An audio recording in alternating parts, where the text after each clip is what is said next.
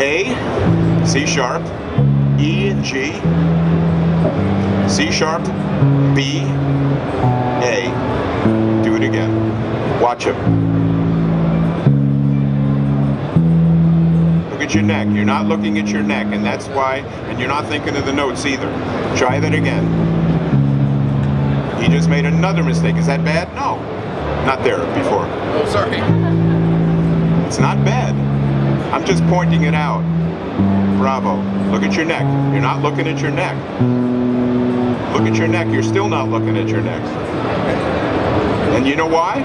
You're getting into the art. Trying to remember it. Get here and get into your notes. Okay. Forget art completely. C sharp. And why is he taking so long in doing it? Because this might be one of the first time he's dealt with notes in his whole life as a bass player. It's possible. Do it again. And then I'll stop. It's the one thing that most people here do not do well. But once Barry does this, in 3 months he'll be unrecognizable. Bravo. Do it again. You can play it at the tempo you want to now.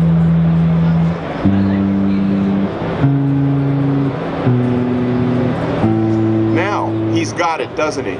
How long did it take Barry? 2 minutes, 3 minutes? To play a bit of musical perfection? So if anyone tells you it takes 5, 10 years, it takes years to learn how to do this stuff. It's not true.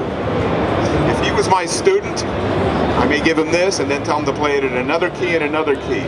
But the one thing that is true is this stuff isn't always fun. I like it, but I'm sick. I enjoy regarding music and becoming unique in it. It's fun for me.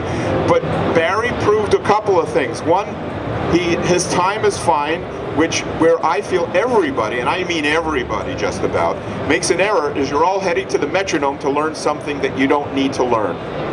Because everybody clapped in time and Barry played in time.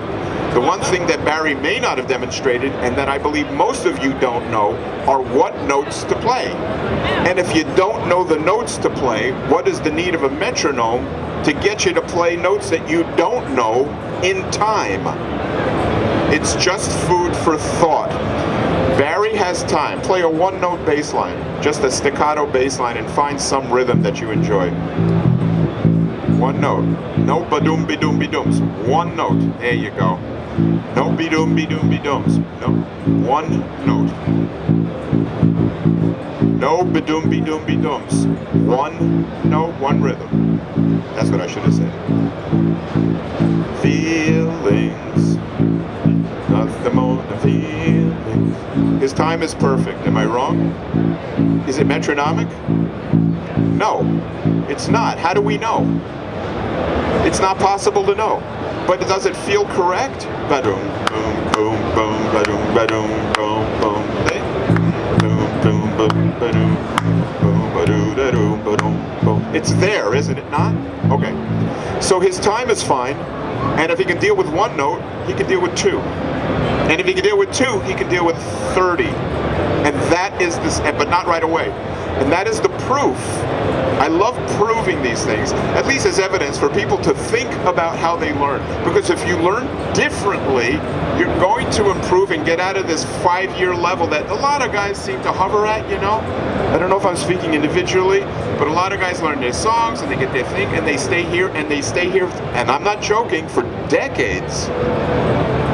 And often those are the guys that seem to resist learning properly. Now Barry played ba-ba-da-boo-da-boo-da, you know, that's the proof of improvement of music at a time, no click, and it shows the one, let's say, lacking area in his playing will be the harmony, and probably for the rest of you.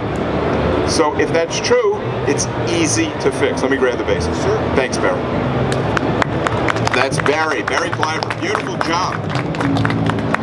You see, I like it when guys show me what they can't do.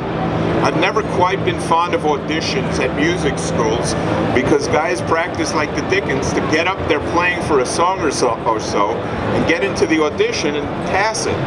but the audition only represents the song or thing that they learned really well in order to get into the school. So I actually have a philosophy, which is my own, as it may be obvious, and then I'll play a song for you, is I don't want to hear the best you have, I want to hear the worst you have. And when I say the worst, I don't mean it in the negative, you're the worst. I mean, I want to hear what you can do and can't do so we know the truth of what's happening. And if Barry learned musical content, I have a thing here if you want, and it's, I didn't say all this for that reason, because you guys know I've been talking like this for 30 years, but I have a system that'll help you. It's music too, it's music. I'll give you a card afterward if you want to learn. But the idea is that you learn by learning music itself, and there is no other method that I am aware of that even remotely comes close. And the funniest thing is that musicians all over the NAMM show barely know what one note is, and isn't that peculiar? So I'm here to say, if you guys are interested, I'll give you a way to elevate right out of it. Here's a guy, Phil Mann. You know the name Phil Mann? He's come into his own recently. He's an English bass player, he's an author, he's written several books on chord tones, he's written some other books, I think. He's now one of the working bass players in England. He's here doing some stuff. He's an endorsed guy.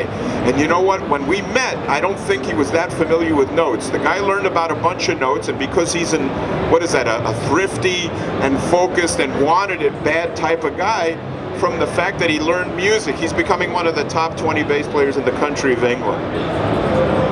Music changes everything, and I want to encourage you to think about that. Now, where's Lonnie? Did he leave? Oh, let me do, I'll do a fast tune.